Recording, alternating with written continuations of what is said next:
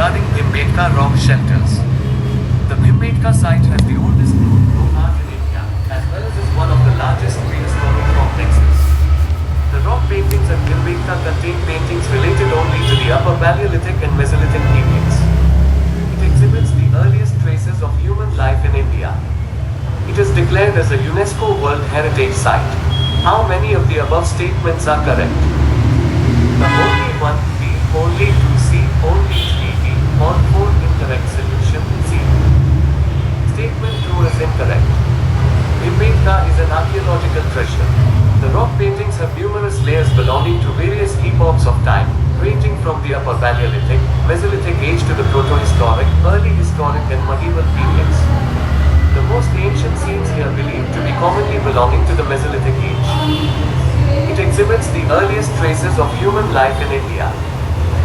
It is a UNESCO World Heritage Site that consists of 7 hills and over 750 rock shelters distributed over 10 kilometers.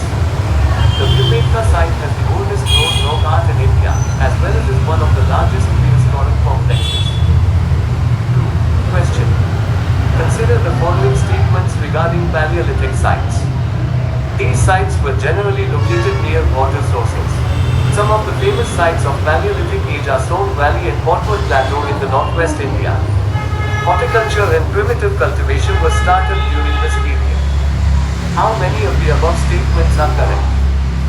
The only one, B, only two, C, all three, D, none incorrect. Solution, D. Statement 3 is incorrect. Paleolithic or Old Stone Age sites are generally located near water sources. Some of the famous sites of Old Stone Age in India are the Soan Valley and Potwood Plateau on the northwest India, the Shivalik Hills on the north India, Bhimbetka in Madhya Pradesh, Adamwet Hill in Narmada Valley, Karnool in Andhra Pradesh and Tiruvannamalai near Chennai.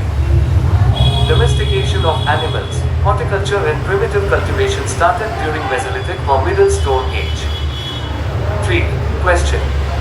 Which of the following were the features of Regulating Act of 1773?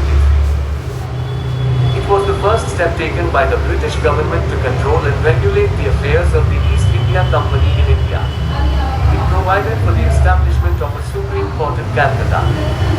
It promoted the servants of the company to engage in any private trade. How many of the above statements are correct? Statement 3 is incorrect. This act is of great constitutional importance as it was the first step taken by the British government to control and regulate the affairs of the East India Company in India. B. It recognized, for the first time, the political and administrative functions of the company, and C. It laid the foundations of central administration in India.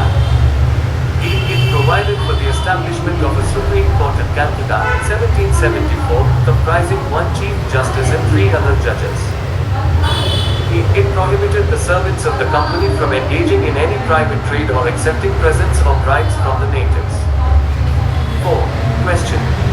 Consider the following statements regarding Pitt's India Act of 1784. Pitt's India Act was also known as the Act of Settlement. It established a system of double government. British government was given the supreme control over companies' affairs and its administration in India. Statement 1 is incorrect. In a bid to rectify the defects of the Regulating Act of 1773, the British Parliament passed the Amending Act of 1781, also known as the Act of Settlement. The next important act was the Pitt's India Act of 1784.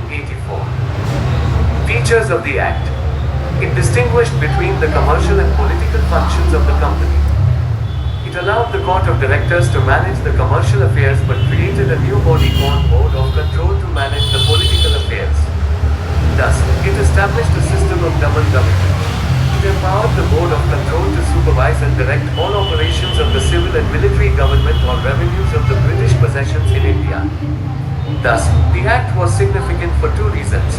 First, the company's territories in India were for the first time called the British possessions in India, and second, the British government was given the supreme control over company's affairs and its administration in India. 5. Question. Consider the following statements regarding the Ram Rebellion of 1879. It was a rebellion against the British tracts of Visakhapatnam. It was led by the zamindars. Ban of gaudy tapping was an important factor behind the rebellion. How many of the above statements are correct? It was an insurrection by the hill tribes in the Ramp region of the Visakhapatnam Hill Tracts Agency of Visakhapatnam district against the British government of the Madras Presidency in zamindars. The hill tracts of Visakhapatnam were inhabited by hill tribes who led a more or less independent way of life for centuries. These tribes paid a regular tribute to a zamindar or mansabdar who was a subject of British India.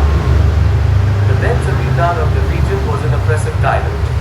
There were smaller riots and uprisings before, but to make matters worse, the Madras government introduced a law making